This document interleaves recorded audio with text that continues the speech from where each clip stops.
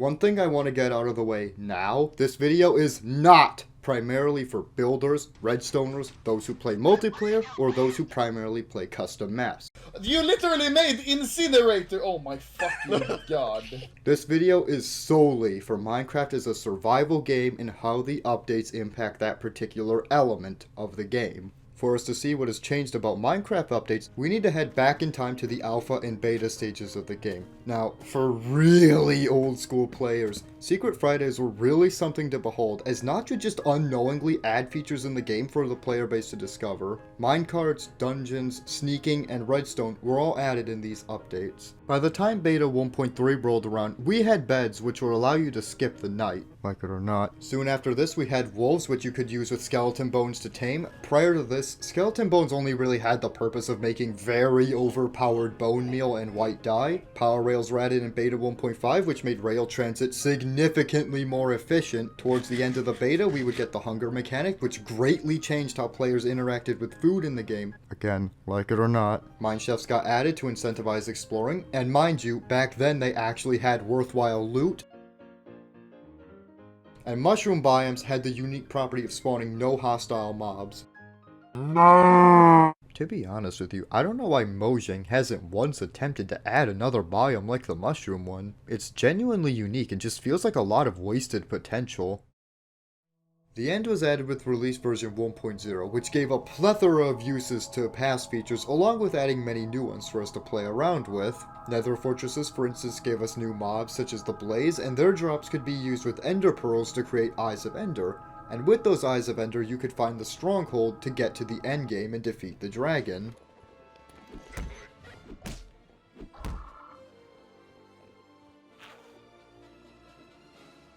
Prior to this, Ender Pearls didn't really have much purpose outside of being a very risky teleportation method. Brewing is another mechanic that was added within Minecraft 1.0 that actually gave many uses to pre-existing items. Spider eyes, gunpowder, and hell, even redstone got additional use with brewing, with redstone in particular being notable because it increased the duration of your potions. Similarly, gas had existed in the game way before in the alpha version, but they didn't really serve a purpose other than bugging the fuck out of you. But now, with 1.0, their tears could be used to make regeneration potions. Now, there is so much more I am missing, and you may be asking, what does this all have to do with anything? Why did I just explain all of this to you? Simple. Most of the updates in the Notch era improved upon and added to pre-existing mechanics and features that had already existed in the game. Updates in this era typically did not have any grand scheme to them, and as a result it allowed for Notch and the accruing Mojang team to be far more creative with what they added. On top of this, the updates back then also released far more frequently, as they were far smaller in scale as well. So you could get a bunch of smaller, decent updates in a short span compared to waiting a year for a mediocre big update. I did not even go over other things, such as anvils giving a new means to enchant, which by the way was hella expensive back then. If it wasn't for dickheads like you, there wouldn't be any thievery in this world, would there? Beacons gave a new use to a growing excessive iron block collection, and strongholds were changed to now contain the end portal rather than left to collect dust like it probably would in a modern update. There is a lot more we could discuss on this topic, but we have to move on for the sake of time. Heading forward into the post-Notch era, excluding 1.9 because that shit has been done to death as to why it sucks, I think the fundamental difference between updates today is they are additions without much concern for pre-existing features and mechanics. They simply exist on their own, and as a result of that, they are more fluff than any meaningful add-on to the game. Yes, I know there's some exceptions, but we'll get to that. Just watch the video, please. We'll also be ignoring 1.15 as it was primarily a bug fix update. No, not the beast! Not the beast! Ah! Whilst many of these updates add cool new concepts to the game, they are nothing more than that.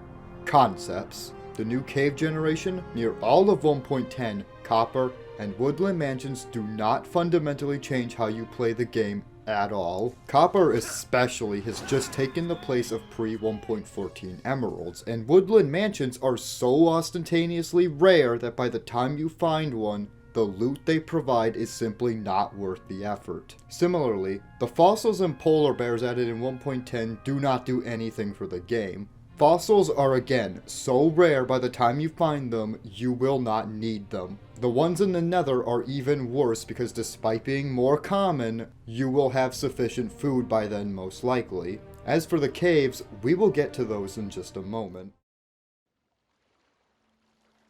For now, we'll focus on the fact that features tend to get added to this game with absolutely no plans to update them later. It has been over 5 years since the update Aquatic came out, and nothing has come of it whatsoever other than making the oceans look prettier. There are no new mobs since release, no new mechanics, no new interactions, near nothing. This is especially odd, as seeing as we have freezing as a mechanic in the game now and a cold ocean biome, why would there not be a feature now where you could freeze to death in that particular ocean biome? It's just another wasted potential. Similarly, some of the plants in the ocean, like real life, should be able to snag and drag you under the water, and this could add a lot of depth to how you approach and explore the oceans. But as it stands, the only notable feature of the aquatic update is dried kelp blocks look like bricks of cash. Money, oh money, how I love thee. Now, many of these concepts, because that's what these actually are, have a lot of great ideas that simply go to waste. Having environmental variations of the base mobs, like strays and drowned, are great ideas, but they fall short for a few reasons. Could you imagine if strays took less damage from conventional attacks because they are freezing cold? What if instead you had to use fire-based attacks to actually kill them quicker, such as flint and steel, the flame arrows, or fire aspect?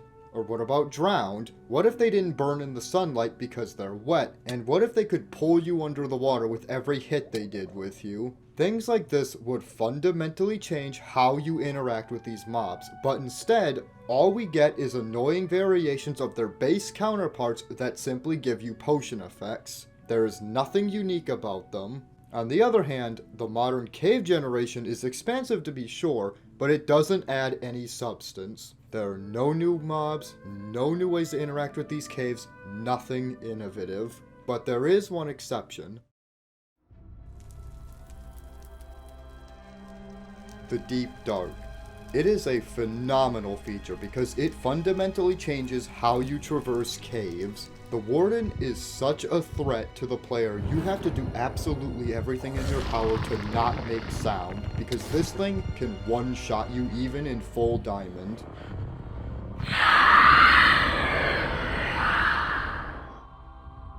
You want to rob the actually valuable loot in the Deep Dark? Tough luck, because opening a chest makes sound which can summon the Warden.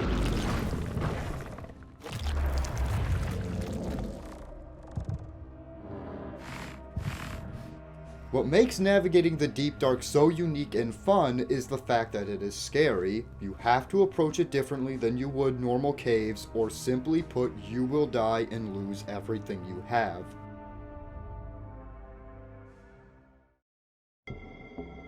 Another example of Mojang doing something right was the Nether update. Gold prior to this update was essentially useless. However, now it could be used with pigmen. I'm not calling them piglins, that's a really stupid name. To barter. On top of this, if you did not wear the gold armor the game already had, they would just attack you immediately, which finally gave it a use as a means of self-defense from the pigmen. But what if you don't want to go face to face with the pigmen? Well, make a soul torch or a soul campfire, they'll just scare them right away.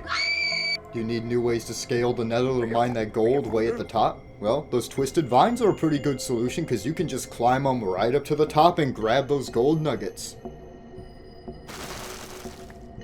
And hell, you can even survive in the Nether now because basalt is used to make cobblestone tools and hoglins can be used as a food source. There is just so much in this update that adds new features and expand upon what was pre-established with the Nether.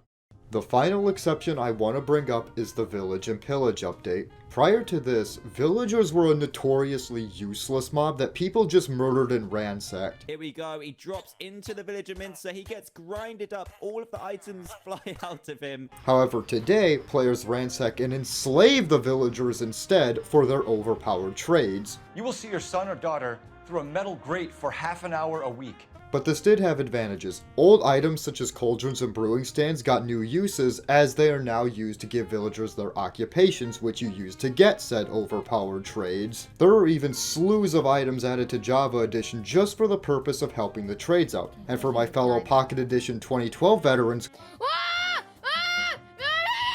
grindstones were even added to the game as a cheaper and better way to get stone blocks. Do you want to smelt and cook your food faster? Of course you do, that shit takes forever. So just make a smoker and blast furnace, not just to get the villager, but to use it for your damn self. He don't mind. So much of what makes this update good is the fact that it changed the game because it improved everything that had already existed, and the new features complemented those changes.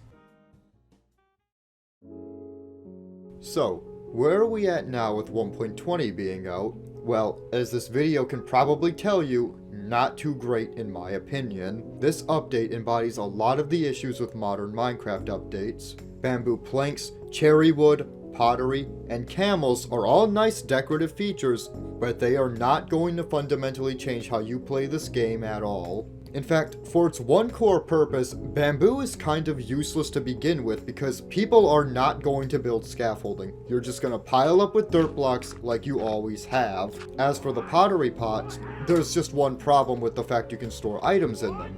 Why in the hell would you not just use a chest? As for camels, they suffer the exact same problem that horses do. They are obnoxiously slow. They are simply not viable for the modern game. For as cool as they are, the armor trims add no subsidy to the game whatsoever other than looking kinda cool. For starters, they are pretty goddamn rare, and you need 7 diamonds to fucking duplicate them. For as expensive as these things are, these trims could have really added some functional use to them. If you get a trim and you use redstone on it, why can't it make you emit a redstone signal? Or how about gold trims? What if they made you immune to the pigment in the nether so you don't have to take off a valuable piece of armor? Or emerald trims? What if they made villagers think you're their version of Mr. Beast, so they just bowed down to you and sucked your dick and gave you discounts? There is so much potential with trims that could have been done. And no, do not confuse this with specific trim designs giving special effects. I'm talking about when you put them on the armor with a certain thing like gold, redstone, emeralds, diamond, shit like that. There is so much that could be done with all of these features, but it falls apart so quickly. Modern Minecraft updates add one-off gimmicks, not playable features.